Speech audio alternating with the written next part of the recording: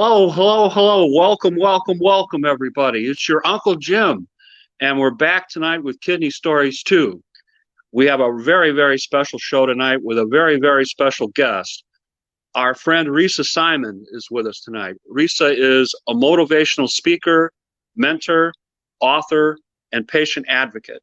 She's also a preemptive transplant recipient and the founder and CEO of Simon Says Seminars, Inc., the Proactive Path, and the nonprofit Transplant First Academy.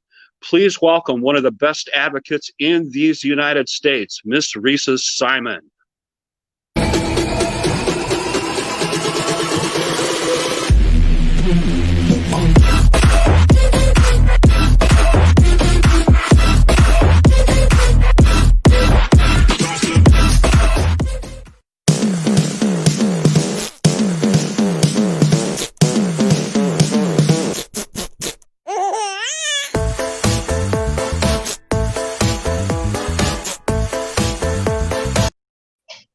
Oh, Hello, Risa, how are you? I am great. You know, Jim, that was the most excitement I've had since this pandemic to have this music. And thank you for that. I needed that. Oh, no worries, no worries. Good to see you, my friend. Good to see you. So we're gonna talk all about Risa Simon tonight. So I'm very excited. Well, I'm very Let's. excited and grateful for the honor to be on your show. So thank you for Oh, that. you're welcome. You're welcome. Thank you for being here. Tell us a little bit about your employment history before you were diagnosed as a kidney patient. Sure. Gosh, we're going back some years here.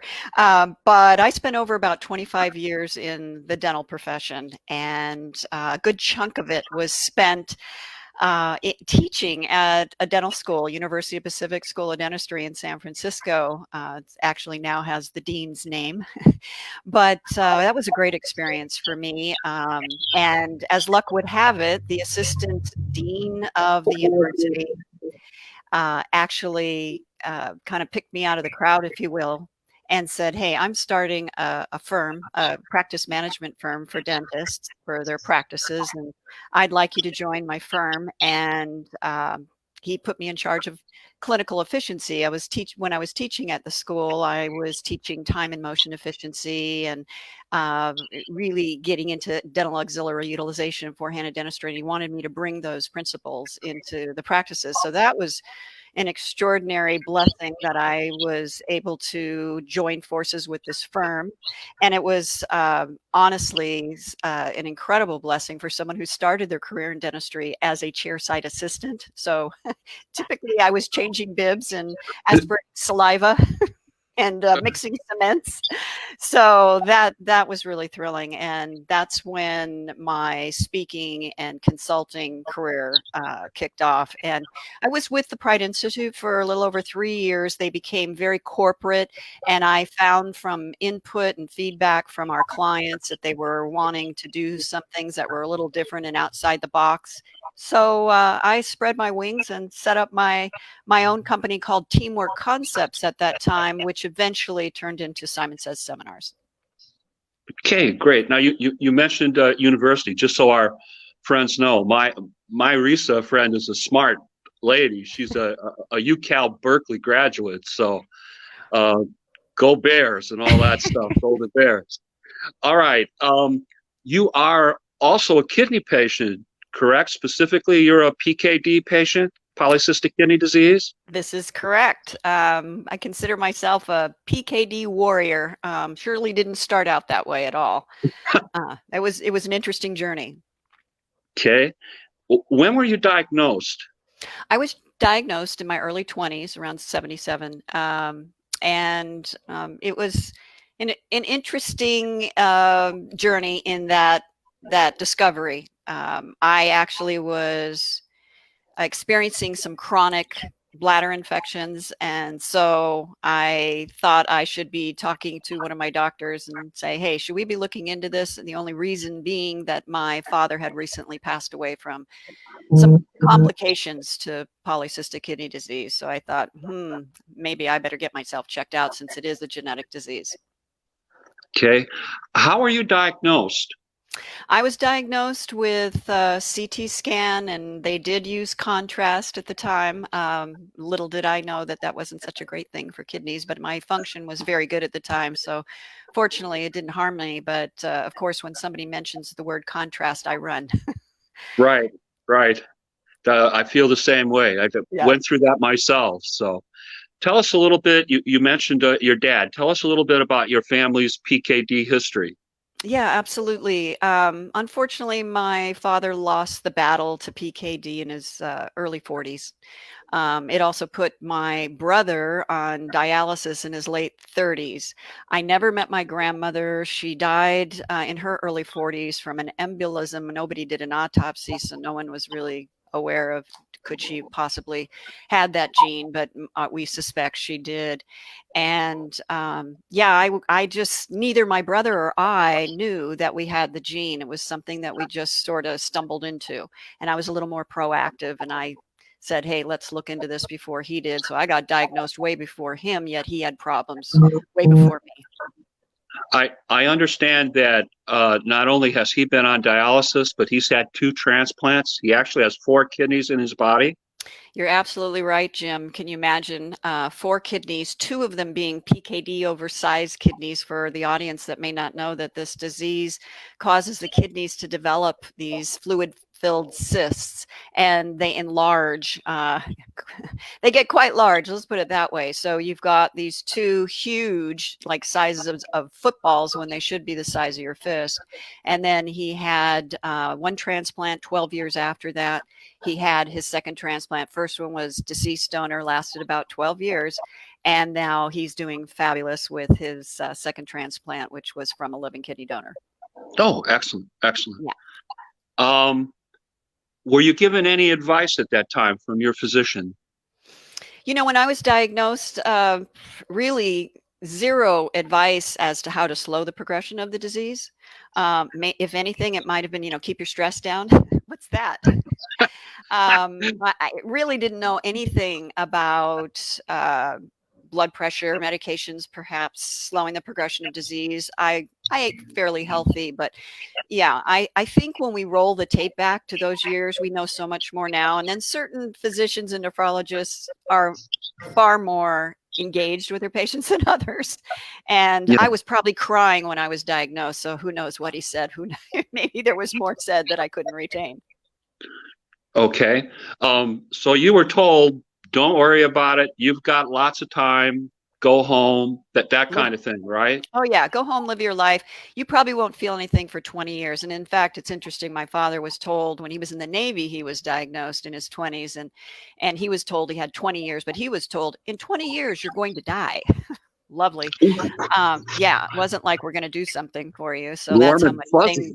yeah, right. That's how much they knew then. And it's probably why my parents really never told me too much about PKD, because uh, a number of families will experience the, do we tell the kids? Is it better not to know? Do they live their life in fear if they don't know that much? Obviously, I think it's something important. So the kids can be proactive and engaged and learn. I mean, we have so many years to learn and empower our process. And that wasn't something I was doing until a certain stage. Well, I went through that myself. I have a son, and I've talked to him about it many times. And I remember that he got tested, and he said he wanted to meet me in a restaurant. And I met him at the Outback, and I had my speech all prepared. Right, you know the speech, right, Risa? I know where, I've been through this. I know where to send you. I know what medication you should take. I know what doctors you should be seeing. I don't want you to worry. And he came bouncing in and told me that he came up negative. So, Oh, such a yeah, blessing. that's exactly Such the a way I blessing. felt. Was very, very happy about that. They have talked to him about genetic testing, and my advice to him was take the genetic testing. And you should know these things before you have children, and that sort of thing. It should play a part in your decision. So for all you PKDers out there, words of wisdom from our friend Risa tonight. So um, I'm told that there was a shift in your attitude toward your care and treatment after you attended a PKD convention. Can you talk a little bit about that? Yes, it would be my pleasure to talk about that because it was such a turning point for me. And it really, if we go back to that, it was 2008, summer of 2008, to that period of time where I was feeling really frustrated in that, I would see my nephrologist on a regular basis. I think in 2008, it might have been every 6 months or so. And I would just sit in the corner and wait for the doctor to come in and give me my labs. And he was usually rushed, and there were, patients in the waiting room, patients down the hall. And in that period of time, I was fairly emotional because I had been keeping my fingers crossed for years that I could stay stable, and I was starting to notice the dip. And I also started noticing some symptoms myself because in 2008, the work that I was doing after I'd left the Pride Institute and started Simon Says seminars, even with the Pride Institute, we were traveling the country, putting on seminars at national conventions. I was working inside dental offices as their practice management consultant. There was a lot of stress with all that travel. Of course, back then we didn't even have, security screen. It was more glamorous back then, I will tell you, because I used to feel like, oh, I travel the country now. If you couldn't pay me enough to go do some of the things I used to do. But it's just interesting when you go back to 2008, and I thought I've got to expand outside the sacred walls of these exam rooms. There's got to be more information out there. I'm not getting enough. Surely there must be something I could do. And as you know, Jim, as patients, the more productive we are, even if we even turn it toward advocacy, and I'm sure we'll talk about that in a bit, but just when we're productive and doing something for ourselves and of course others, we can really shift our mindset to, hey, I can either beat this thing or I can fight for my best life. And we have that sense of hope. But when we're just sitting there nervous, waiting for our numbers to fall, it's all gloom and doom. We feel like ticking time bombs. So in 2008, I was fortunate. I got a memo that said the PKD Foundation was having a conference in Dallas. I was living in Phoenix at the time, and I thought, piece of cake, I'll jump on a plane and get to this conference. And I attended one session that changed my life. I was on the edge of my seat listening to a transplant surgeon talk about something called preemptive transplantation. I'm like, what the heck is that? My doctor never told me anything about that. What's that? So I'm like, Yeah. ready to fall out of my chair. And he's continuing to share how the best outcome for particularly PKD patients, but CKD patients, is to bypass dialysis, get a transplant before you require it. And of course, I had no idea how many people were waiting ahead of me when I did need it. So there was going to be a lot of work there. If I was going to try to get a preemptive, it really had to be another thing I hadn't really heard much about, living kidney donor. And I was like, how does that work? So before I attended that conference, Jim, I'm embarrassed to admit that I had signed up for PD dialysis, not really signed up officially, but in my brain, I went to one of those Kidney 101 classes within the office. I had just entered stage 4, and they were actually just a little concerned about having me get into that class right away. They wanted me to be a little sicker because I was doing really well at the time. I was like, really, you think you need this class? I said, yeah, I want to learn about my options. And when I heard about transplant, which was introduced very late in the game of that session, they had me in overwhelm about the different types of dialysis. But when we got to transplant, and they said, this is a big surgery. It's not a panacea. It's not going to cure you. It may not work, and you're going to have to be on these meds, and these meds may give you cancer, and you could die. So that's why I immediately went, well, heck, sounds like I'm going to do PD. And then I got to this conference, and it was life-changing. Life-changing.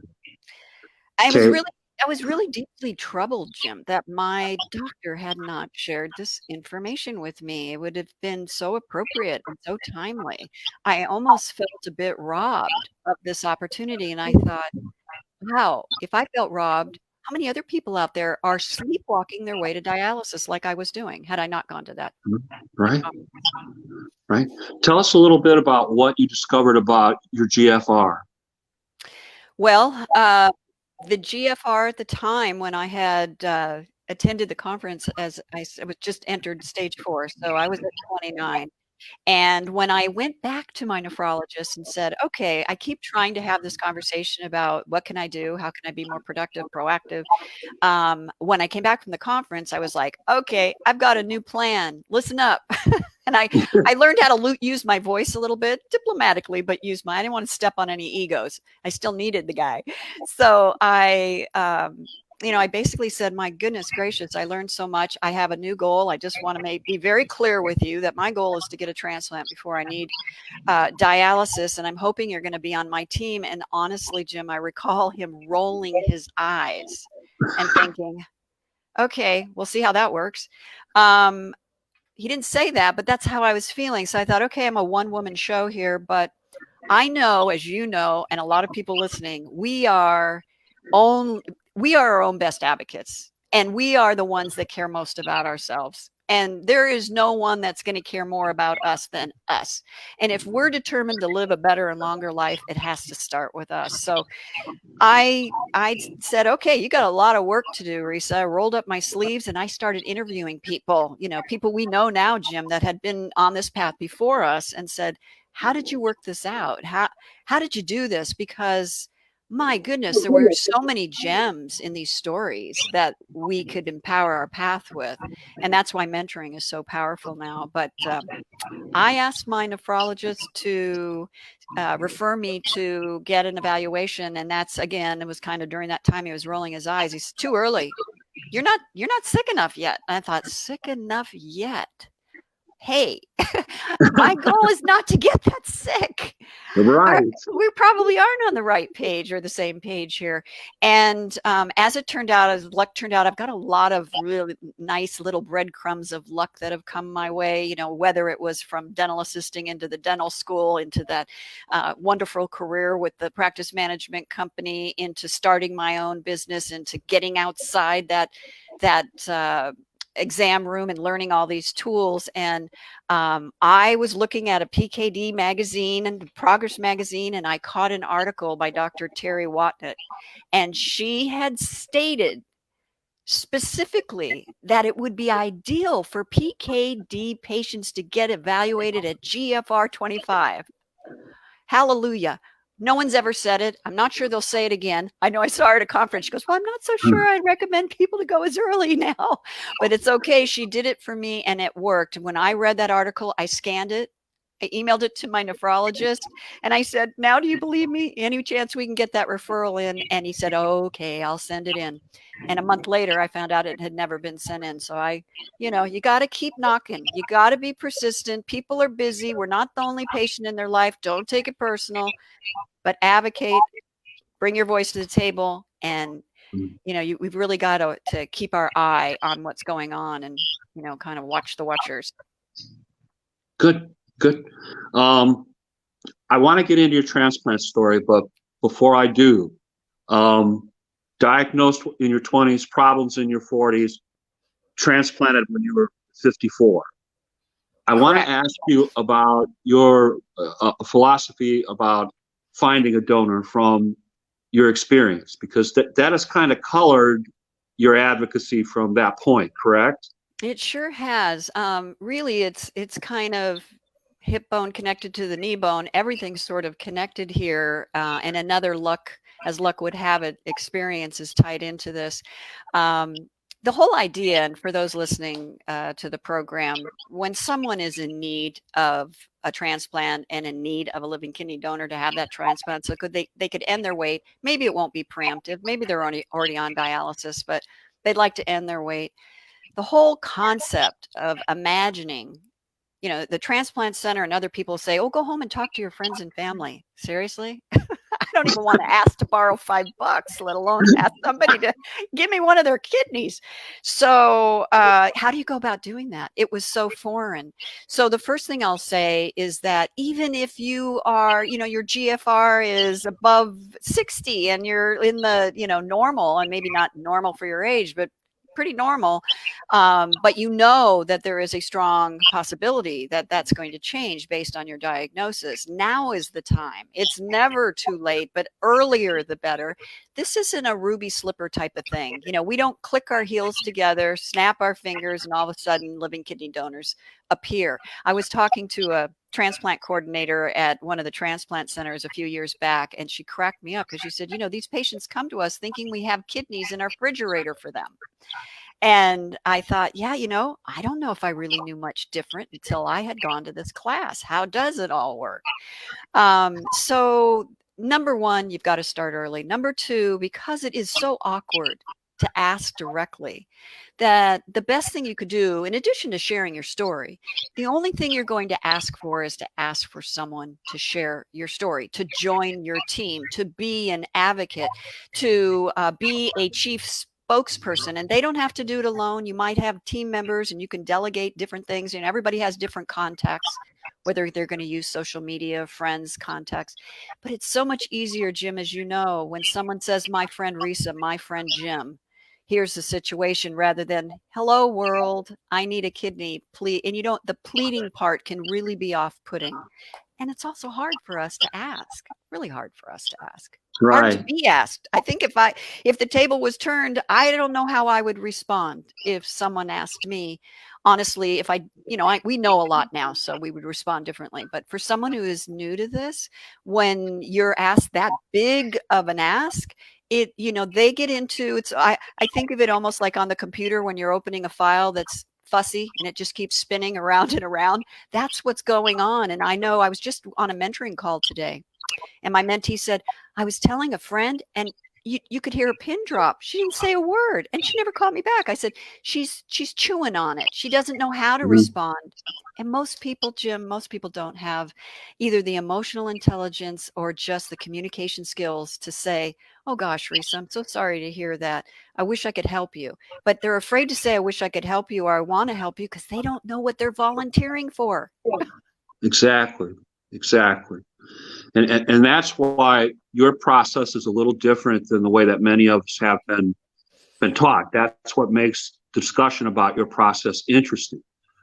Um, in your case, please tell us how you found a donor. What was the process?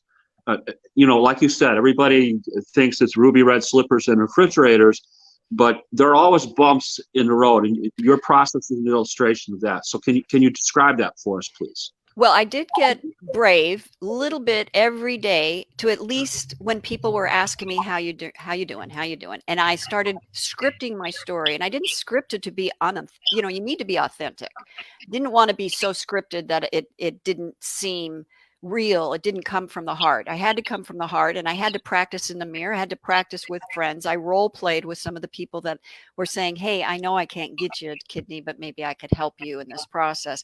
So I did that so I could get the courage enough to at least respond to people when they said, how you doing, that I could share the story. As I shared that story, and I had a few other people that were sharing it in social media, usually Facebook, the platform of Facebook for starters.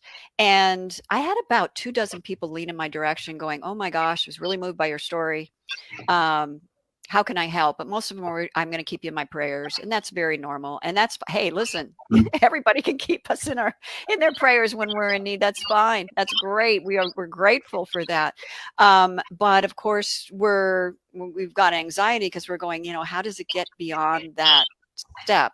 Well, fortunately, I'll tell you, for me, of those 24, it came down to 5 people and then an unexpected 6.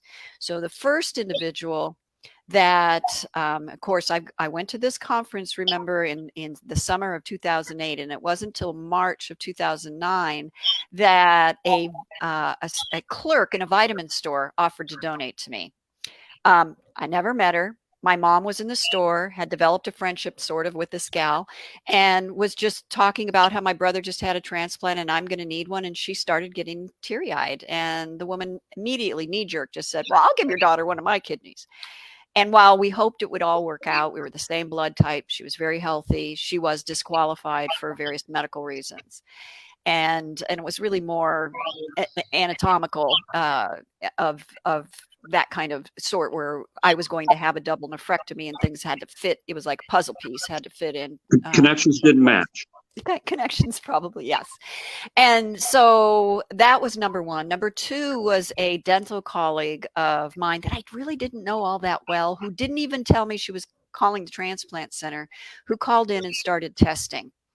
And come to find out, she circled back to me and said, I'm really upset with the transplant center. They're not calling me back. They're not da, da, da, da, da, da, and saying some things. And I was like, wow, really? First, I had no idea she was in there. Then there was another dental colleague, that was number three, who started testing. She was a very busy practice management consultant, and her business took her across country constantly. And so she started the testing, but she said, well, I could do these 12 tests over a period of 6 months.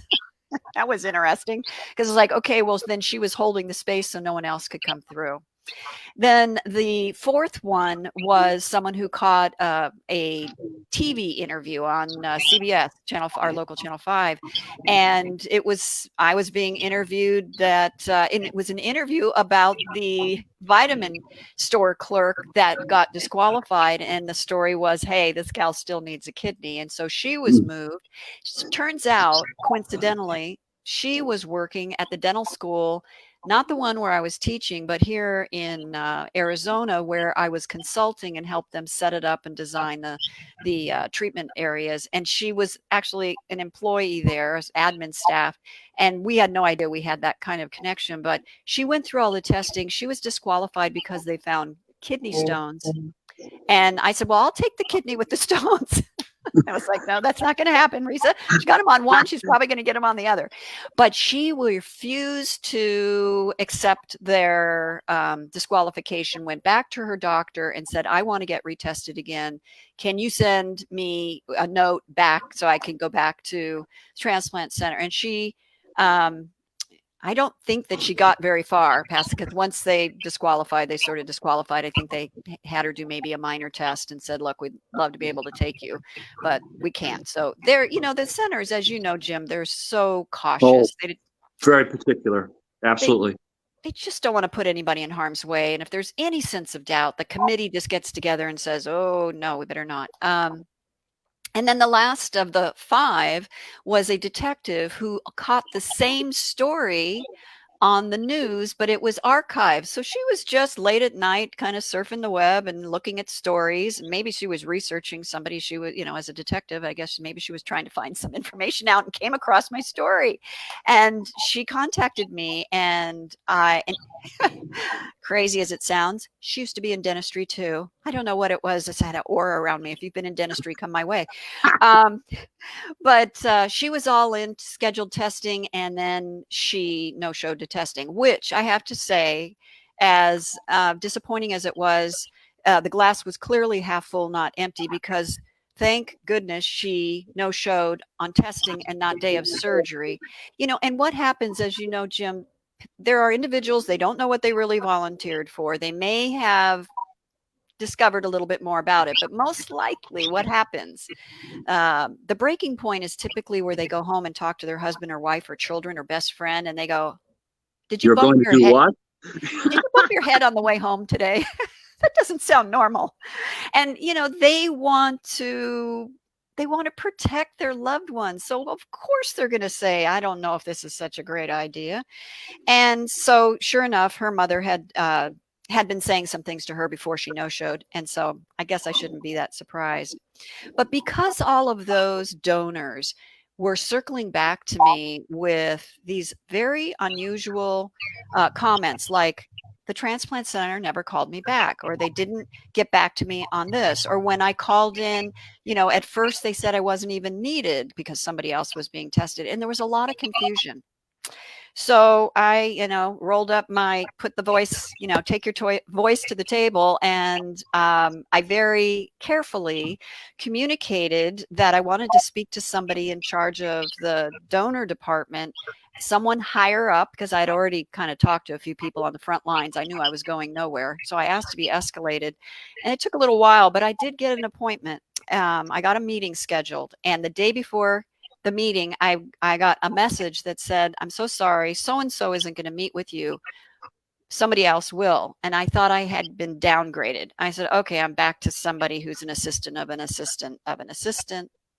But as luck would have it, it turns out I ended up getting the real person in charge, the person that was in charge of the department, that was the person that could make things happen, that needed input and needed to hear what was going wrong, and was so open-minded, Jim. I was so moved how open-minded this gal was. She sat down, she took copious notes, and talk about just a look of just amazement, like, seriously, somebody was told that, or someone didn't hear back. And she recognized, because she had been and has been always a real proponent of organ donation and living organ donation, and this a whole she'd been in transplant. She's an RN. She's not just an admin person. She had been an RN for a number of years, saw just unnecessary deaths because people don't understand donation, deceased donation. And the night she talks about, one night where two babies died, one needed an organ, the other one was being taken off of life support, talking to the family. And in their defense, they just don't get it, didn't know any better, didn't really explore how beautiful it would be to let life live on, to give new life to someone else. So she never really held anything against anyone, and we really can't. It's up to us, our public awareness of getting people to understand this. But she said, you know what, that day just changed her. And so we met a total of 3 times. She left that meeting saying, we will talk again. I will be sending you an email to follow up on this meeting. We met 2 more times after that, and they ended up being more of a friendship. The next time we met, we had dinner. The third time we met, we had lunch at my house, and all we did was talk about organ donation and transplants and advocacy, and we were like Christmas lights. We were so excited, and I thought, my God, I've got the person in charge of this. I thought I was meeting with Elvis. I was just like pinching myself. I couldn't believe I was establishing a friendship with this person. And on that third time we met, Jim, it was just amazing. She had said to me, how you doing? First she asked, how you doing with your donors? And I had explained, and other people that had come forward and couldn't even get to scheduling testing because they couldn't qualify. And she took a long pause, and it was kind of like, pass the peas. And in the same statement of pass the peas, by the way, Risa, I've given this long thought, and I've always wanted to be a kidney donor, and I've decided to donate one of my kidneys to you. All right. There are no words. There are no words. I thought I had a friend in the diamond business. I didn't know that was going to be my diamond. So this ideal donor number 6, what's her name? Her name's Melissa Blevins Bean, and she told me that she wanted, this is why I'm so moved in so many ways, but she wanted to see what it would be like to be a patient in her department. She wanted to go through her department. She had made many changes after we spoke, and she wanted to be a patient to see if those changes reflected. And she wanted to also assess what else needs to happen here. It was an extraordinary movement. She also wanted to show her colleagues, and the world for that matter, that if she could do it, you could do it too, is the word. She wanted to walk her talk. It wasn't all about, hey, I believe in this, I believe in this. She wanted to do it. She wanted to walk it. She wanted to talk it. And she wanted other people to sort of go, wow, look at what she has done. And maybe we could do that too. Okay. I understand you had a preemptive transplant, a double nephrectomy on the same day at the Mayo Clinic in Phoenix on June the 8th, 2010. How long did this process take to find a donor? It was about 2 years. So those 5 and then the unexpected 6, it took, starting with the convention when I started, okay, I got to get brave. I got to start telling people. I was in the closet. And for all those people that are under the couch, in the closet, hiding under a rock somewhere, this is important. This is your life. I didn't want someone not to hire me to come out and do a speaking engagement or consultation. I didn't want anybody to think, oh, Risa's sick. Guess what? I was only getting sicker. And I'm the one that made the decision to step off and say, you know what, I'm going to, first I said, I'm not traveling east of the Mississippi. Then it was, not any more than these states. And then I kind of honed into just a couple Western states. And then it was just, I'm not traveling. And one of the reasons, Jim, is that, I had some blood pressure issues that snuck up on me. I was not taking any blood pressure medication. I really didn't have at that time a nephrologist that was inspiring me to do it. I was more hung up on I don't want to take something that might make me faint while I'm speaking. And guess what? I almost fainted a few times on the platform while speaking. I realized, okay, Risa, you better be careful what you don't ask for and what you're asking for, because you're going to get it anyway. So you might as well do something that can protect you. So it was that, and how we get some of that fuzzy thinking. I'd be speaking to a group and I'm trying to think of a simple word, and I'm like, okay, come on, brain. So those things started happening, and I said, all right, maybe I just need to. It was so easy and such a natural transition for me to say, Risa, you've got skills. You can leave dentistry and you can implant yourself or transplant yourself, so to speak, into the renal world. And you could help your fellow kidney patients while you're learning how to do this yourself. And that's exactly what I did. And it was truly one of the best decisions I ever made. Okay. Now, you've talked to us about the process. You've talked to us about the transplant.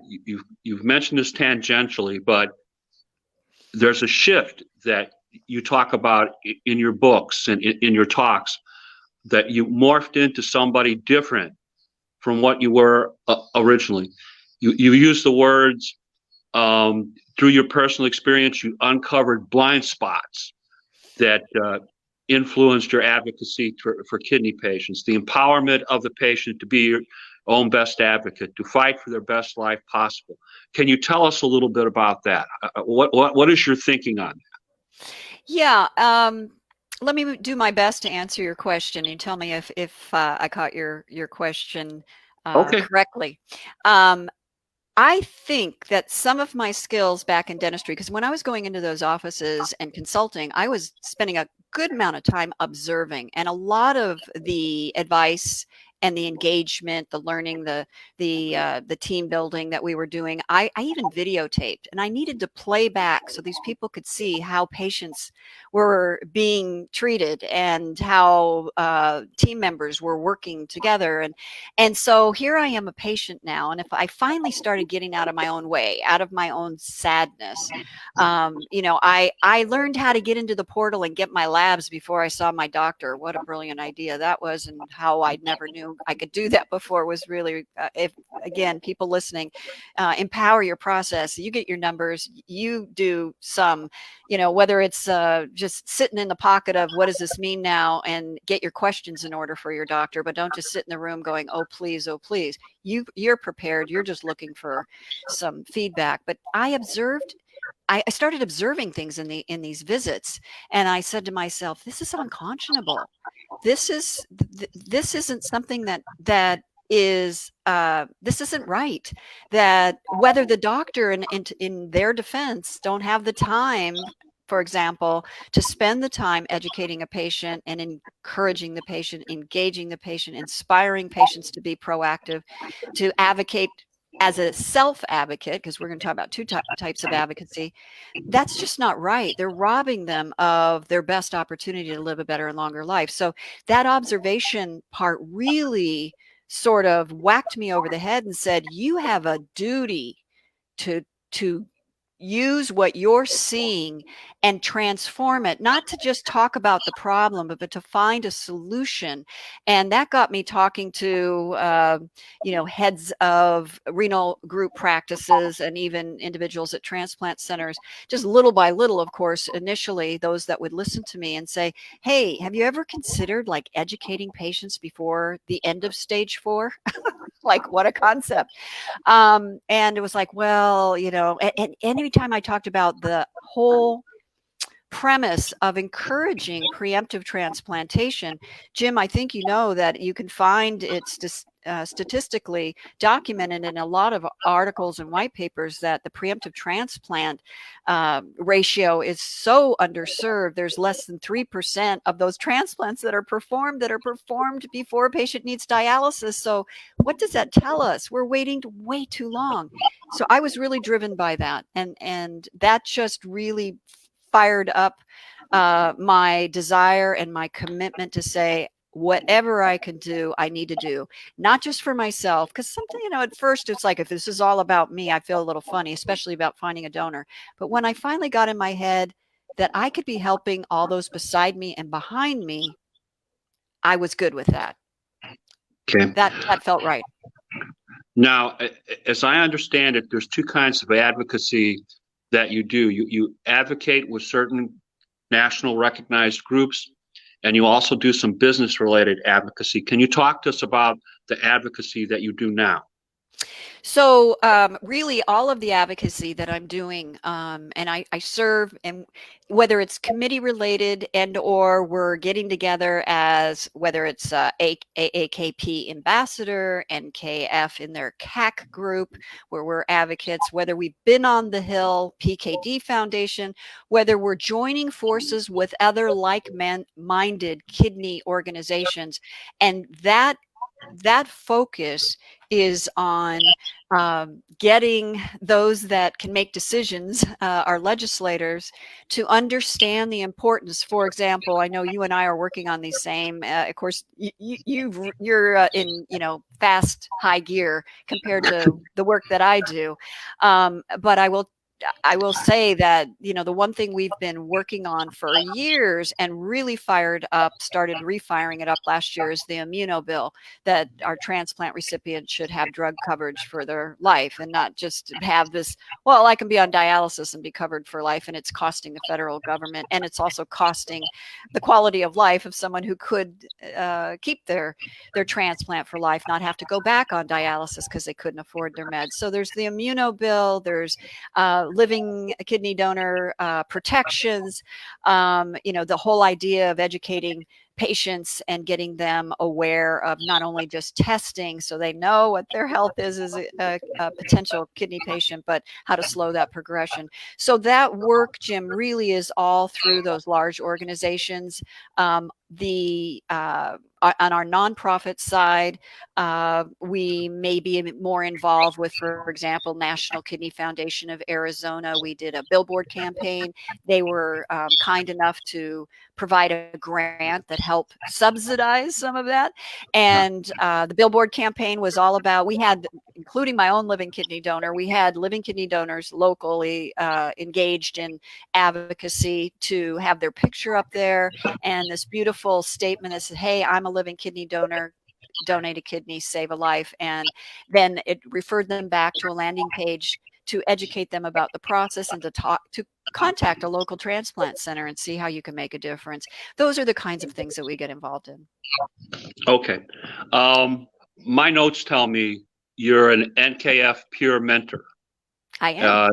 You're an education coordinator for the Polycystic Kidney Disease Foundation for the Phoenix chapter. You're also correct. an ambassador for the AAKP. You do business-related advocacy. Your Transplant First Academy, that's a not-for-profit. Can you tell us a little bit about Transplant First Academy? Sure. So I'll kind of connect a few dots here in when I told you Teamwork Concepts eventually became Simon Says Seminars as a corporation right about the time I moved to Arizona from California. I was in California with the Teamwork Concepts. And then as I shifted into the renal world, I started a DBA under Simon Says Seminars, and that was the proactive path. And then I felt it was important to have a nonprofit. And, I love to learn and grow and figure out new ways of getting messages out. So we set up the Transplant First Academy. And the Transplant First Academy is really dedicated more to advocacy and education. Anything that we can do to empower kidney patients. And of course, as the name suggests, transplant first. We're all about preemptive. It doesn't exclude anybody who's still looking to get a transplant, but it's really focused. That narrow focus is really into empowering people early on in their disease continuum. So whether we are providing resources, webinars, and or just as a nonprofit organization having a presence in other, either a coalition or another committee like CareDx and their Honor the Gift, for example. So we're partners with them. But when anybody, as you, just like you, Jim, and I know you get 10 more than 10 times more than I do, but we get an email and someone says, help us spread the word. You're like, I'm all in, and you're 10 steps ahead of me. So, you know, this is our duty. I think we have a sense of duty and obligation and responsibility, because if we're not doing it, who is going to do it? It needs to it needs to be grassroots. And our stories are what bring it to life. If we're talking to legislators, we put a face to that need. It's not just numbers, and it's not just, you got to do this. It's like, look at, these are real people. These are real people that get impacted.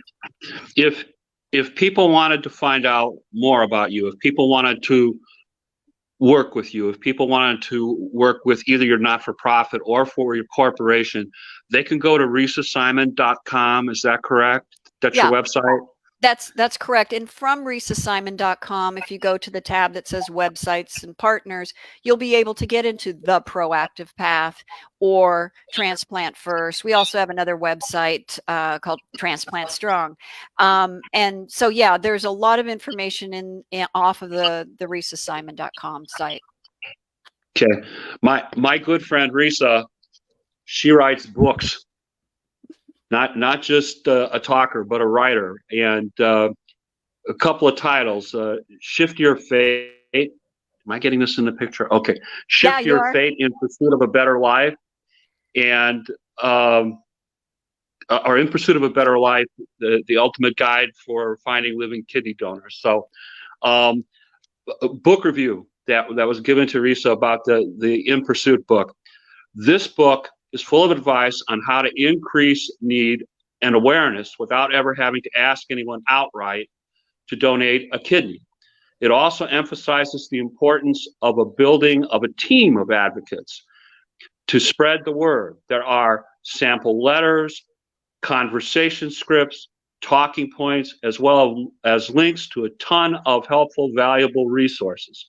It is a one-of-a-kind guidebook that should be an essential part of every doctor-patient information packet. So my friend Reese is very well reviewed. If we wanted to buy one of your books, Reese, where would we go to buy it? How would we find it? Thank you, Jim. That's so kind of you. The books are on the risasimon.com, or they can find me on Amazon. They're sold on Amazon, and it could be, you know, paperback or Kindle, and even Audible on the In Pursuit of a Better Life. But I'm proud of those books, because I just felt like, boy, I look back at myself when I used to crawl out of that nephrology office and weep my way to my car in the parking lot and just sit in front of that steering wheel and say, oh my gosh, I mean, I would be shaking. I was so scared. There wasn't a owner's manual, and I wasn't getting enough information. And how many people can go to a convention? Like, I mean, I feel so blessed that I got the message that you need to get out there and learn more. I wanted it to be more accessible, and that Shift Your Fate book is really about shifting our fate, to give us hope, to empower us. Might sound a little trite when we say information is power, but believe me, it is so empowering. The more we learn, it was amazing. You would think the more we learn, the more afraid we'd be, because we would get afraid or scared by the content we'd learned. But for me, and I think for many others, it was empowering, because the fear of the unknown is what has us spinning.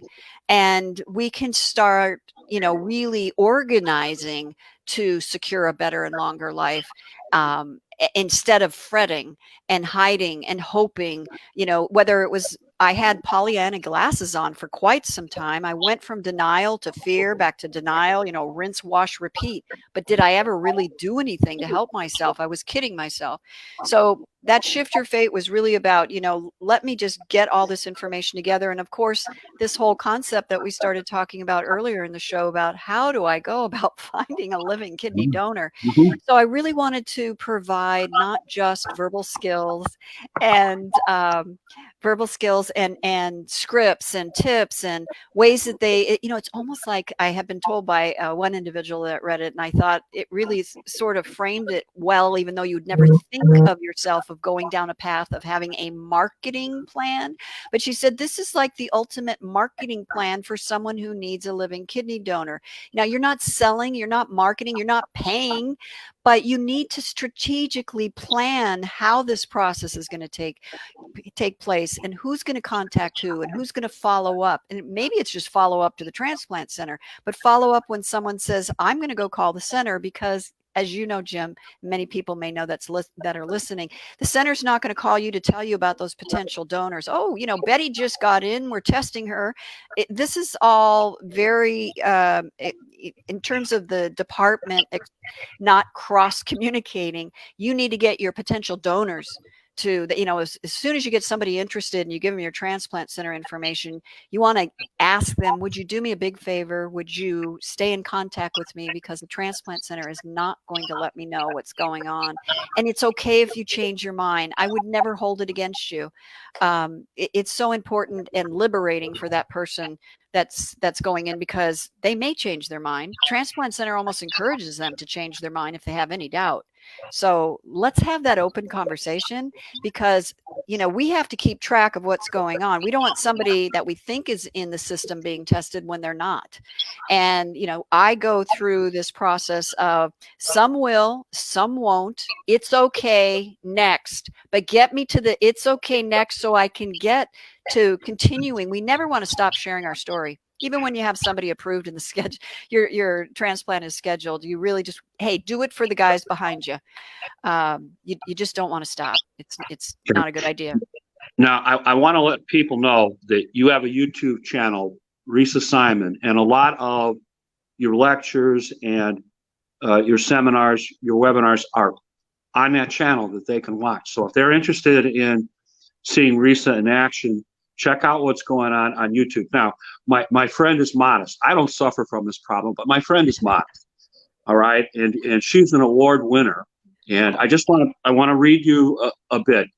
In 2018, my friend Risa won the Celeste Castillo Lee Patient Engagement Award from the National Kidney Foundation out of New York, not the local guys, the national guys. Quote, Risa Simon's extraordinary efforts to involve kidney disease patients in their own care has helped countless people. Ms. Simon's quest to help kidney patients secure a better quality of life is an inspiration to all who've had the privilege and the pleasure of hearing her story. This award was established in honor of Celeste Castillo Lee. She's like the founder of the National Kidney Foundation, by the way, a longtime advocate for patient-centered care and empowerment. It is the highest honor given by the NKF to a distinguished kidney patient who exemplifies the foundation's mission and Lee's legacy of putting patients at the center of all aspects of healthcare through their involvement with the NKF and their community partners. That's my friend, Risa Simon. And this quote, by the way, comes from Dr. Michael Choi, CHOI. He's a past president of the National Kidney Foundation. So she's too modest to do it herself. So, your Uncle Jim's got to do this stuff. Thank you. So kind. And I saw that you also won the Samuel J. Orenstein Award from the AAKP, and you're the driving force and pioneer of Living Donor Day, right? Yeah. Okay. Do you want me to say a little something about Living Kidney Donors Day? Sure, but brief, because I have one more important question. we can just turn the page. Just it was a proclamation, started in Arizona. I was proud to get the mayor to approve it. Then it got through the Senate, and now we have handfuls of states across the United States celebrating the honor of these true heroes. Great, great.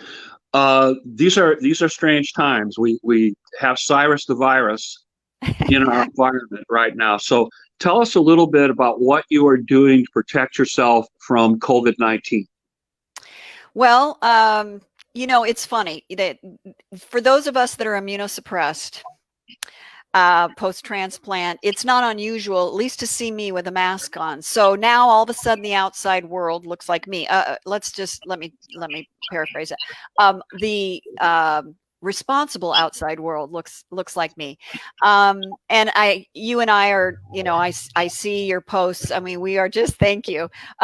Not only do I have the mask, but we also have gotten ourselves some shields. I double mask and shield. But I don't go out much. I've been, basically hunkering down, and we are not going into grocery stores. We're either getting them delivered or we're pulling up and we're saying we're in number one, and the hatch comes up, the groceries go in, so we're not doing any of that. We surely are not going, if it's not essential, we're not going into the doctor's offices. We're doing video and audio visits on telehealth.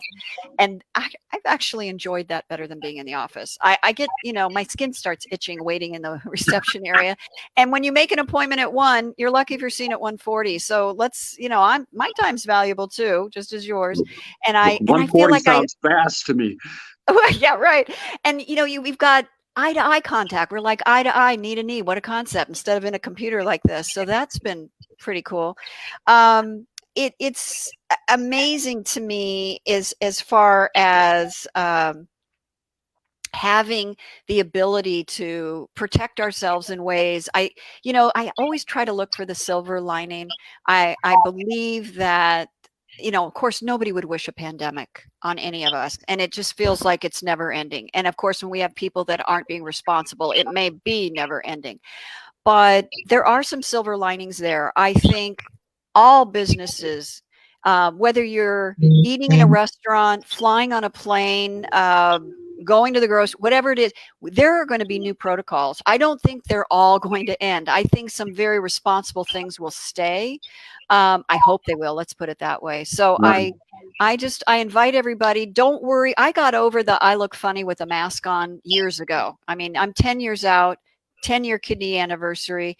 My kidney's name is Mac, for Melissa's amazing kidney, and she is amazing. And you know what? This whole mask thing and protecting ourselves, it's not just about getting in terms of COVID, it's more of my whole life, as you feel the same way, Jim. We have a responsibility to keep ourselves healthy. We got Right. this incredible gift. Right. You have And to appreciate the gift, Risa. Absolutely. Well, my producer's telling me it's time to go. So I'm going to have to wrap things up, but I greatly appreciate you taking time to speak with us. What an interview tonight. What a great show. And Tom Otterman is coming up on the next show, and our friend from the AAKP, Ambassador Pael, is going to come and speak to us very soon. So more to come. So be sure you tune in to Kidney Stories too, and check out your Uncle Jim. Risa, thank you so much. We greatly appreciate it. Everybody. Bye-bye. Thank you, Jim. That's it. Steve, make your appointment.